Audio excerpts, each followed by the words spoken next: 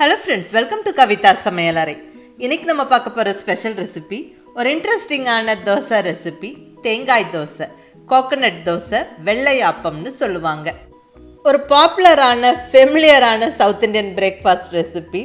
Particularly Kerala side ரொம்ப ஃபெமிலியருங்க. இங்கே தமிழ்நாட்டிலையும் நிறைய பக்கம் இந்த தோசை செய்வாங்க. தேங்காய் தோசை ரொம்ப நல்லாயிருக்கும்.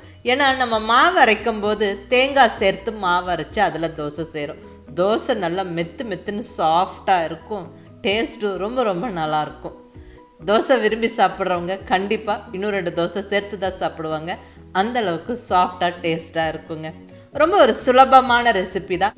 ஒரு சின்ன டிப்ஸை ஃபாலோ பண்ணும்போது இந்த வெள்ளையாப்பம் தேங்காய் தோசையை நம்ம பர்ஃபெக்டாக பண்ணிடலாங்க.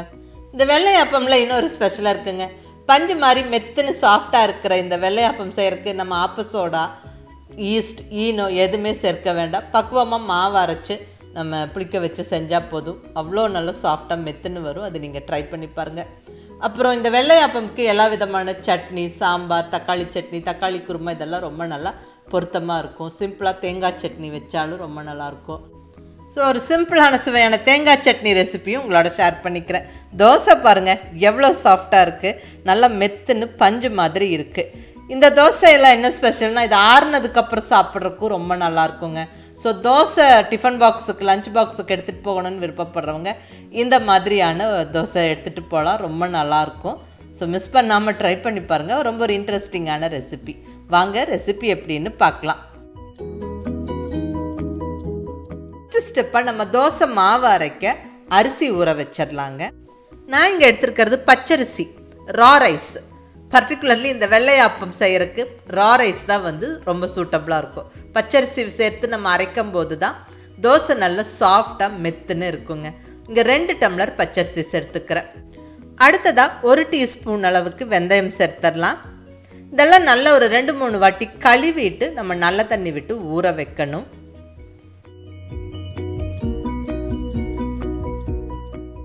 நல்லா ஒரு 3 வாட்டி கழுவியாச்சுங்க. இப்போ நல்ல தண்ணி விட்டு ஊற வச்சிடலாம். நல்லா இந்த அரிசி வெந்தயமெல்லாம் மூழ்கிற அளவுக்கு தண்ணி விட்டுக்கங்க. பர்டிகுலர்லி இந்த ரெசிபிக்கு நம்ம உளுந்து சேர்க்கறதில்ல.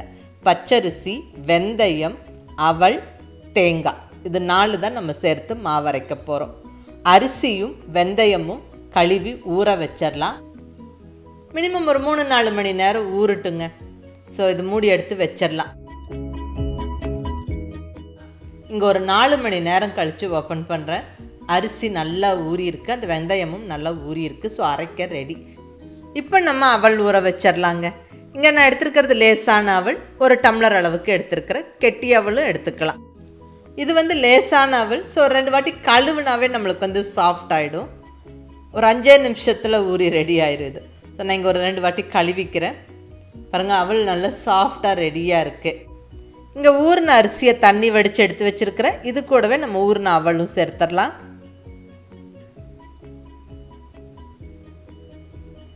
அடுத்ததாக 1 டம்ளர் அளவுக்கு தேங்காய், ஃப்ரெஷ்ஷாக துருவின தேங்காய் சேர்த்துக்கிறேன்.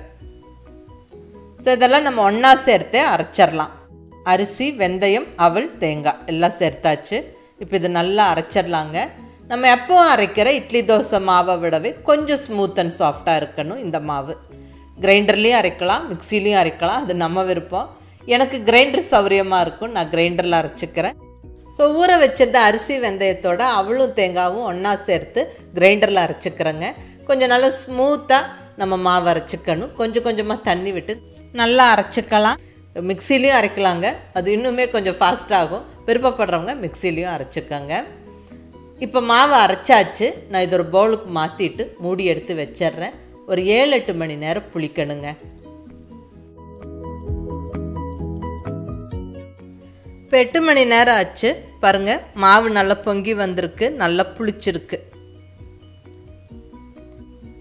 நல்லா அந்த பபிள்ஸாக தெரியுது பாருங்கள். இந்த அளவுக்கு இருக்கணும்.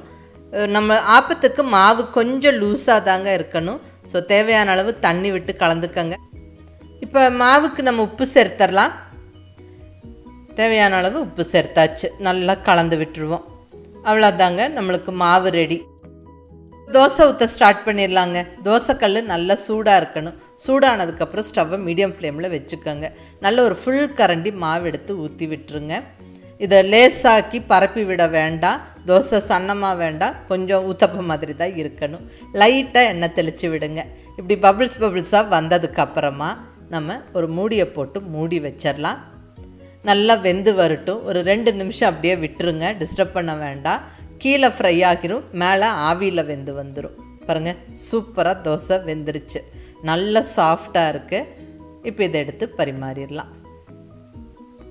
வாவ், பஞ்சு போல் சாஃப்டாக மெத்துன்னு தேங்காய் தோசை வெள்ளையாப்பம் ரெடி ஆயிடுச்சு. தேங்காய் தோசைன்னு சொல்லலாம், வெள்ளையாப்பம்னு சொல்லலாம், எப்படி வேணாலும் சொல்லலாம். சூப்பராக இருக்குங்க. நல்ல பஞ்சு போல் சாஃப்டாக இருக்கும், ரொம்ப நல்லாயிருக்கும் டேஸ்ட். அந்த தேங்காயெல்லாம் சேர்த்து அரைச்சங்காட்டிக்கு நம்மளுக்கு டேஸ்ட் அட்டகாசமாக இருக்கும். ஸோ மிஸ் பண்ணாமல் ட்ரை பண்ணி பாருங்கள். சூப்பரான வெள்ளையாப்பம் ஜம்முன்னு ரெடி ஆயிருச்சு. பாருங்கள் எவ்வளோ சாஃப்டாக இருக்குது, பார்க்கவே நல்லா அழகாக இருக்குது. ஸோ ஒரு சூப்பரான தோசைங்க, நீங்கள் ட்ரை பண்ணி பாருங்கள். இதுக்கு எல்லா விதமான சட்னியும் நல்லா பொருத்தமாக இருக்கும். சிம்பிளாக தேங்காய் சட்னி பண்ணினாலும் ரொம்ப நல்லாயிருக்கும். ஸோ இப்போ தேங்காய் சட்னியோட ரெசிபி பார்த்துடலாங்க.